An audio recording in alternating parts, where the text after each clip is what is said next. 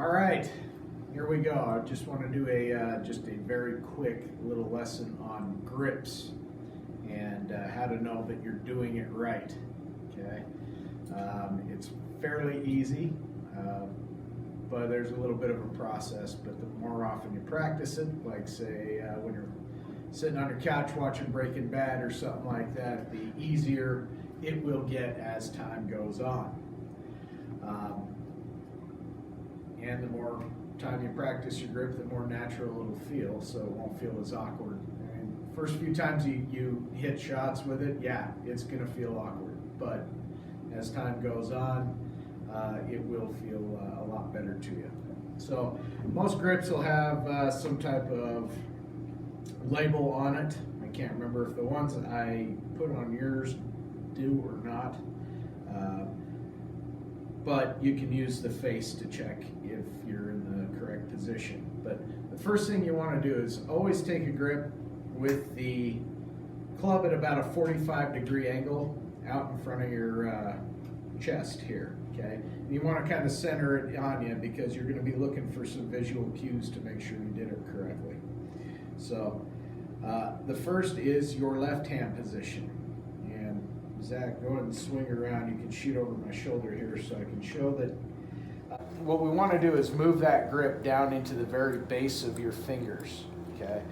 So to where it's running just along that, and you've got most of the pressure with the fingers. Once you get that thumb on there, you shouldn't have hardly any palm contact at all. If you end up with a lot of palm contact, there's only really one axis of rotation that your wrist can move. That makes the swing very slow and kind of clunky. So, but when you have it inside your the base of your fingers, you have quite a bit of freedom of movement. So it's much easier to get that club head back to square. So just curl the fingers of your left hand right around the bottom of the grip. Can you see that okay? Cool. Right around the bottom of the grip. I like to take a grip pretty close to the end, but wherever you feel comfortable. Curl those fingers around, and then just set the thumb down on top, pointing pretty much straight down that shaft and straight down the label or to where that club face is nice and square. Okay. So one of the things you're going to want to look for is what we call the V shape, and that is the shape formed by the thumb and the base of your forefinger. As you have that grip on, okay, for a left-handed player, this top hand is going to be your right hand. You want that V shape pointing towards your right ear on a right-handed player, left ear on a left-handed player, okay?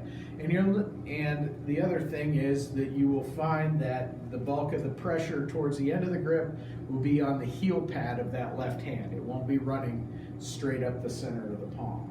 It'll be a lot more down on that heel pad. You'll know you're doing it right if you can hold your club out in front of you like this, take every finger off it except your index finger and still hold it nice and steady, okay?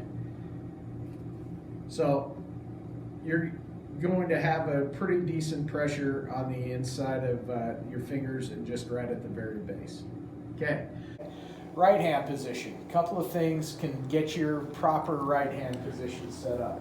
One of the things you want to do is match the right hand to the leading edge of the club, okay?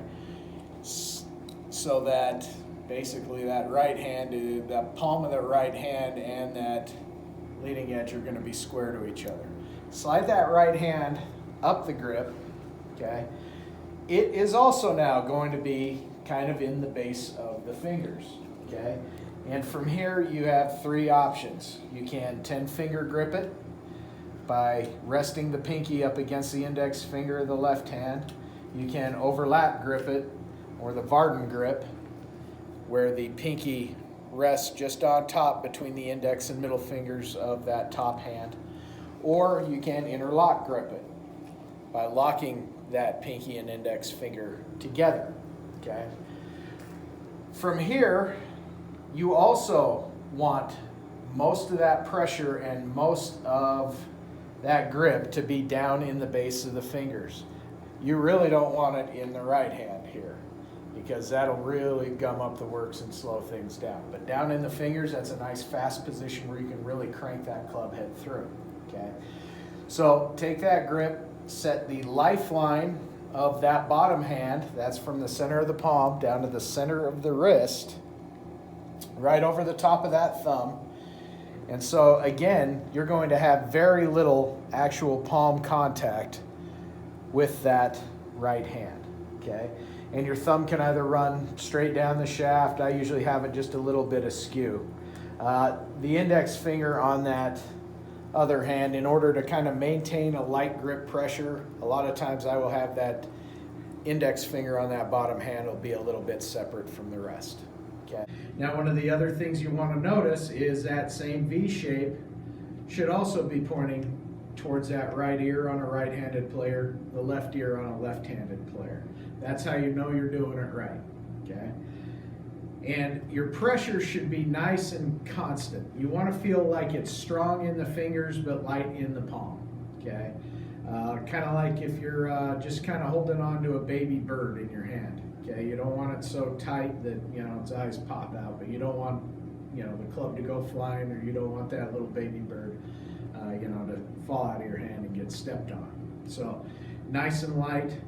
As you're looking down, both of those V shapes pointing towards that trail ear, and then you're ready to go.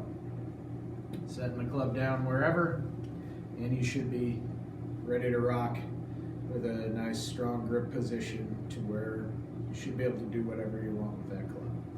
Thank you. All right.